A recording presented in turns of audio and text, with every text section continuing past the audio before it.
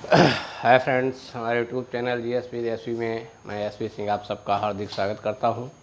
सामान्य विज्ञान की श्रृंखला को आगे बढ़ाते हुए आज हम देखेंगे जो कुछ ऑप्टिक्स के प्रिंसिपल्स थे उनके प्रैक्टिकल उदाहरण, यानी वो फिनोमिना कहाँ कहाँ घटित होते हैं दैनिक जीवन में, जो परीक्षाओं के लिए बहुत बहुत महत्वपूर्ण है। तो बिना कुछ समय गंवाए आइए देखते हैं। परावर्तन, अपवर्तन, विवर्तन, व्यतिकरण, कल भूल सुधार ही है एक तरीके से। इंटरफियरेंस को जो मैंने कल उच्चारित किया था या लिखा भी था व्यक्तिकरण, वो व्यक्तिकरण ना होके व्यतिकरण होता है। ठीक, इसको ठीक कर लें आप लोग। व्यतिकरण होता है, और जिन महानुभावों ने सुझाव दिया उन्हें बहुत बहुत धन्यवाद।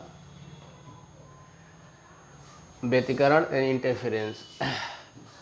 परावर्तन का प्रयोग होता है सतह का कम या ज़्यादा चमकीला दिखाई देना। बहुत सावधानी से पढ़ें, और मैं चाहूँगा आप लोग स्क्रीनशॉट ले लें या नोट डाउन कर लें इसका, और बार बार रटने का प्रयास करें। सारी परीक्षाओं में सवाल आता है, ये मान के चलो 1 नंबर पक्का है।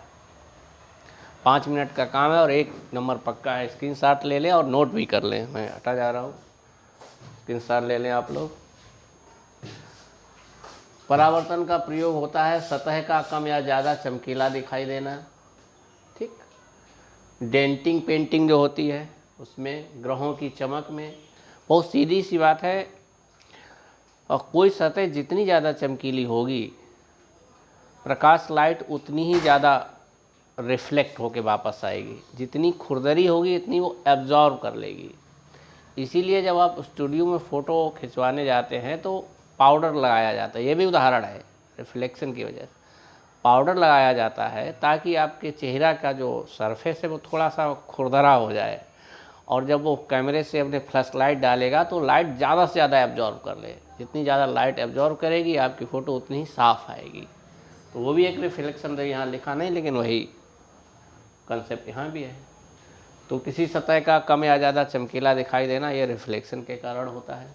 अपवर्तन, तारों का टिमटिमाना, सूर्योदय और सूर्यास्त के बाद भी सूर्य का दिखाई देना। तीसरा है द्रव में डूबी छड़ का टेढ़ा दिखाई देना। चौथा, पानी भरे बर्तन में सिक्के का उठा हुआ दिखाई देना। ये चारों उदाहरण अपवर्तन के हैं।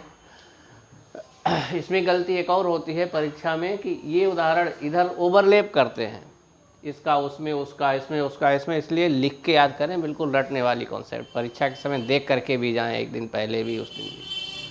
विवर्तन, जिसे हम लोग डिफ्रैक्शन बोलते हैं।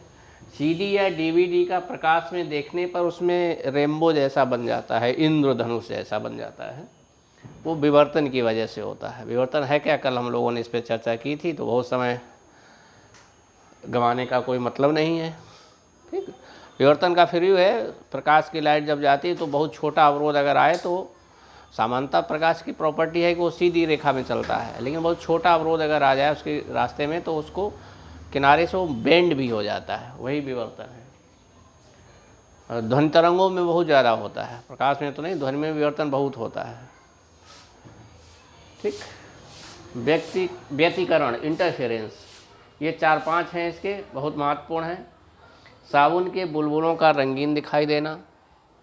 दूसरा है जल की सतह पर केरोसिन की परत सूर्य में रंगीन दिखाई देती है, ये भी इसका उदाहरण है। सतह की गुणवत्ता जांचने में, कोई सतह स्फेरिकल है, फ्लैट है, रफनेस कैसी है, उसकी जांचने में भी व्यतिकरण का प्रयोग किया जाता है। टेलीस्कोप में रिट्राइविंग इमेज पाने में, वापसी की इमेज पाने में भी होता है। और 5th नंबर है रेडियो एस्ट्रोनॉमी में। रेडियो एस्ट्रोनॉमी में अच्छे से इसको समझ लें। प्रकीर्णन, स्कैटरिंग का प्रयोग कहाँ कहाँ अनुप्रयोग होता है। आकाश का नीला दिखाई देना, समुद्र का नीला दिखाई देना।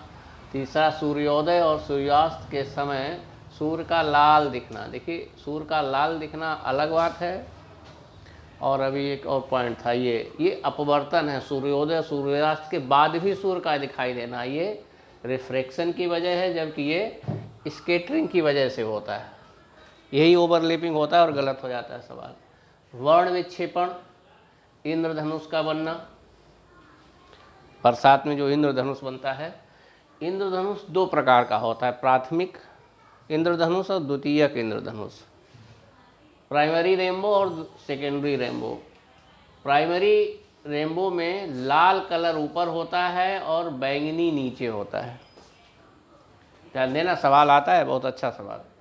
रेड कलर ऊपर होता है, बैंगनी नीचे होता है। द्वितीयक इंद्रधनुष में इसका उल्टा होता है, बैंगनी कलर ऊपर होता है और रेड कलर नीचे होता है। ये क्या लिखा है, ये भी सवाल आता है। प्राथमिक इंद्रधनुष में 2 बार रिफ्रैक्शन होता है और 1 बार पूर्ण आंतरिक परावर्तन होता है। द्वितीयक इंद्रधनुष में 2 बार रिफ्रैक्शन होता है और 2 बार पूर्ण आंतरिक परावर्तन होता है। इसको भी नोट कर लेना। प्राथमिक में क्या है, 2 बार अपवर्तन और 1 बार पूर्णांतरिक परावर्तन। द्वितीयक में 2 बार अपवर्तन और 2 बार पूर्णांतरिक परावर्तन होता है। पूर्णांतरिक परावर्तन की घटना कहाँ कहाँ होती है? हीरे का चमकना बहुत आता है, बहुत बार ये सवाल आया है। मृग मारीचिका, ये भी बहुत पूछा जाता है। कांच में आई दरार का चमकना। प्रकाशिक तंतु, ऑप्टिकल फाइबर, प्रकाशिक तंतु हिंदी में कहते हैं। शरीर के आंतरिक भागों के परीक्षण में, प्रकाश सिग्नलों के दूर संचार में, दूर भेजने में प्रकाश के सिग्नल से, उसमें ऑप्टिकल फाइबर का होता है। और आजकल जो संचार प्रौद्योगिकी में बहुत आज इसका प्रयोग होता है। इसकी खासियत ये है कि बहुत दूर तक जो सिग्नल चले जाते हैं और सिग्नल की जो इंटेंसिटी है वो कम भी नहीं होती है। ठीक, पूर्णांतरिक परावर्तन के सिद्धांत पे काम करता है। पूर्णांतरिक परावर्तन क्या है हम लोग देखेंगे अभी।